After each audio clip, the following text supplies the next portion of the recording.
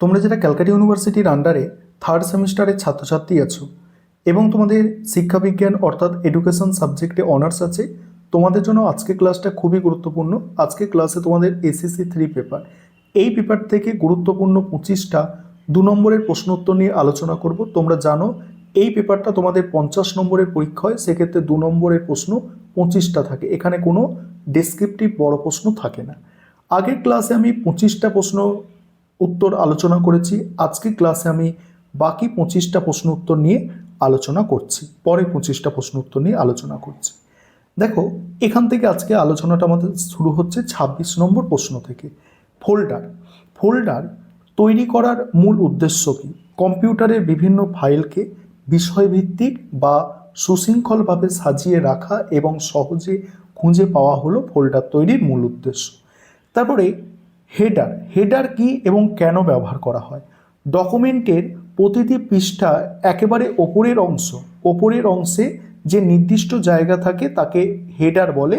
আর এখানে সাধারণত বইয়ের নাম, অধ্যায়ের নাম, তারিখ, পেজ নম্বর লেখা থাকে। তোমরা দেখবে প্রত্যেকটা, আমার এটাই দেওয়া নেই বলে এই জায়গাটায় একটা হেডার থাকে, এখানে বইয়ের নাম, এখানে পেজ নম্বর, এইসব লেখা থাকে, ঠিক আছে।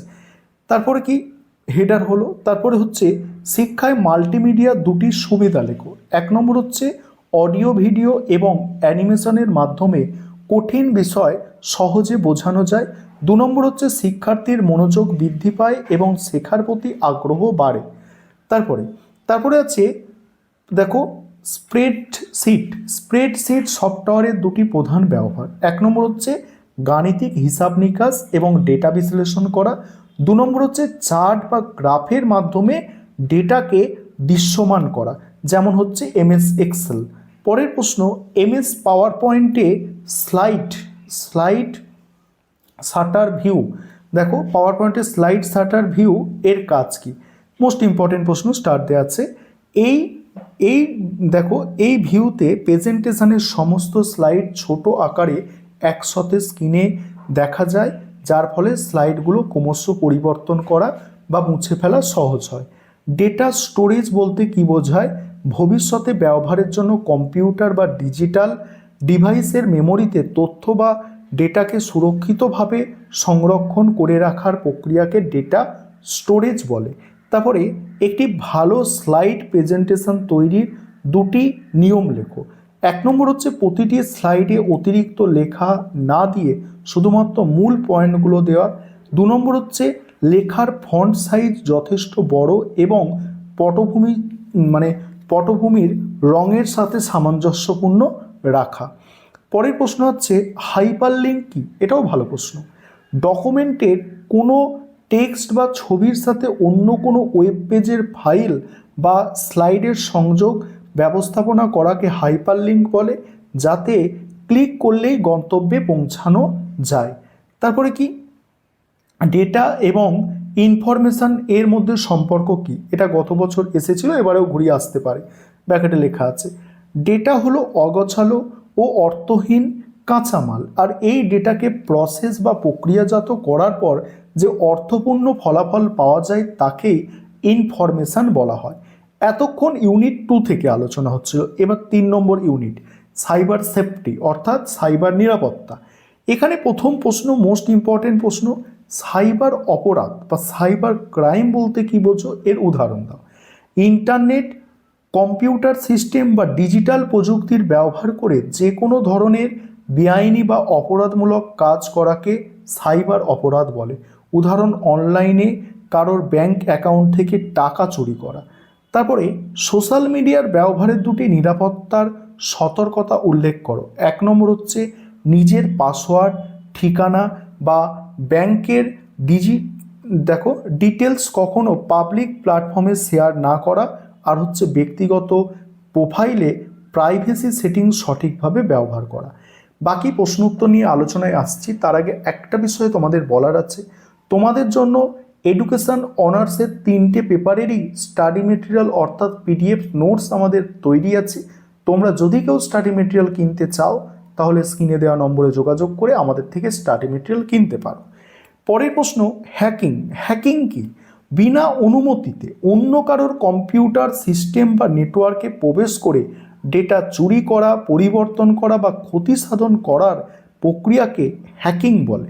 তারপরে প্রশ্ন, স্প্যাম। স্প্যাম ইমেল বলতে কি বোঝো? ইন্টারনেটের কোনো নির্দিষ্ট ব্যবহারকারীর অনুমতি ছাড়াই বারবার পাঠানো অবাঞ্ছিত, বিজ্ঞাপনমূলক বা ক্ষতিকারক বাল্ক ইমেলযুক্ত ইমেলগুলিকে স্প্যাম বলা হয়। সাইবার বুলিং কি? পরের প্রশ্ন, ইন্টারনেট, মোবাইল ফোন বা সোশ্যাল মিডিয়ার মাধ্যমে কাউকে উদ্দেশ্যপ্রণোদিতভাবে অপমান করা, হুমকি দেয়া বা মানসিকভাবে হেনস্থা করাকে সাইবার বুলিং বলে। তারপরে ম্যানুয়াল শব্দের অর্থ কি? এর দুটি প্রকারভেদ লেখো। ম্যানুয়াল শব্দটি মেনিলিয়াস সফটওয়্যার থেকে এসেছে। এটি এমন একটি ক্ষতিকারক প্রোগ্রাম যা কম্পিউটারের ক্ষতি করার উদ্দেশ্যে তৈরি। এর দুটো প্রকারভেদ আছে, ভাইরাস আর হচ্ছে ট্রোজান হর্স। তারপরে ট্রোজান হর্স কি? এটি এমন এক ধরনের ম্যানুয়াল যা নিজেকে একটি দরকারি ও বৈধ সফটওয়্যার হিসাবে ছদ্মবেশ ধারণ করে ব্যবহারকারীকে ধোঁকা দেয়।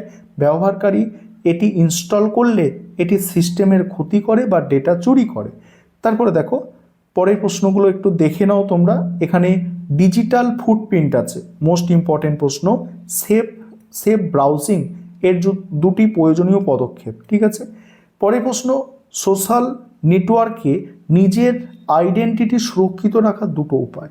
1 নম্বর হচ্ছে নিজের আসল জন্ম তারিখ, ফোন নম্বর বা বাড়ির ঠিকানা পাবলিক না করা। আর 2 নম্বর হচ্ছে 2 ফ্যাক্টর অথেন্টিকেশন চালু রাখা। তারপরে আছে দেখো পাসওয়ার্ডকে শক্তিশালী করার দুটি নিয়ম। পাসওয়ার্ড বড় হাতের অক্ষর, ছোট হাতের অক্ষর, সংখ্যা এবং স্পেশাল ক্যারেক্টার এগুলো ব্যবহার করতে হবে। পাসওয়ার্ডে কমপক্ষে 8 অক্ষর হওয়া এবং সহজে অনুমানযোগ্য নাম ব্যবহার না করা। তারপরে আছে দেখো প্লাজিয়াম কি এবং শিক্ষা ক্ষেত্রে এর প্রভাব, এগুলো দেখো। বাকিগুলো 50টা প্রশ্ন উত্তর তোমাদের এখানে দেওয়া হয়েছে এবং তোমরা যারা স্টাডি মেটেরিয়াল পারচেস করতে চাইছো অবশ্যই তোমরা যত তাড়াতাড়ি পারবে যোগাযোগ করে নেবে।